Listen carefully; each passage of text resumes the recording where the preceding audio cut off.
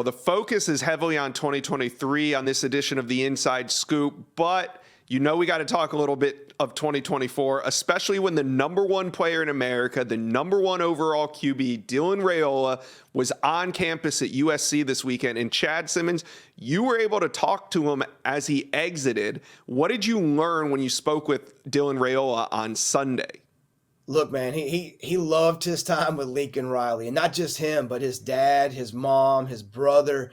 I think Dylan was there. He said roughly 4.5 to 5 hours on Saturday in between quarterback training sessions. He said Lincoln Riley did not leave his side for 30 seconds. He was with him, photo shoot, outside, on the field, film room, in the office, grabbing a snack. He was just right there with him. And that meant a lot, not just to Dylan, but the mom, the dad, the family.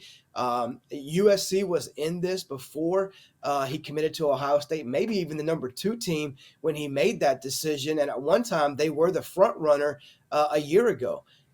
Could they be back to that? They're definitely up there, with Nebraska, Georgia, some other schools. But USC made a big, big impression on that Raiola family this weekend.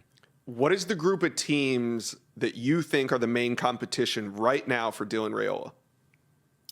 Yeah, I think I mentioned basically just those three. I think obviously Oregon, I think, is a school trying to get him on campus. He may visit there once visits open back up in March, maybe there in March or April. But I think right now there's 3 schools to watch. That's Georgia, the very first school to offer Raiola, Nebraska, where his dad played, a living legend in Lincoln, Nebraska. His uncle's an O-line coach there now. And then, of course, USC, where Lincoln Riley's track record with developing quarterbacks definitely can't be argued as putting them guys into the Heisman race, first-round draft picks, success in the NFL. We see Jalen Hurts now playing for the Super Bowl championship in the NFL. He's a pupil of Lincoln Riley. So I think those are the main 3. Oregon kind of on the outside. We'll see. Other schools have tried to jump in there, Oklahoma, Michigan. Other schools have come by the school. But right now I see 3 schools kind of fighting for Raiola, and that's Georgia, Nebraska, and USC. How much will NIL opportunities play into Raiola's final decision? Well, they've made the statement, at least the dad, multiple times, that that's not a factor. Obviously it's a plus. He wants to be a guy that can market himself and become, a big name quarterback in the business world and the financial side of things for sure. But in the end, it's going to come down to where he feels he can be developed best and put in to be successful, not just a quarterback, but as a team to win championships, compete at the highest level. And, a big plus for USC in this is he's now started training with a guy in LA, QB3D. He'll be there multiple times a month. That's 25 minutes from USC's campus. Every time he's there training, if I'm Lincoln Riley or one of his GAs, one of his recruiting assistants, I'm making sure Dylan is on my campus every time he's there when that's allowed for visits. So keep an eye on just how many times. We always say follow the visits.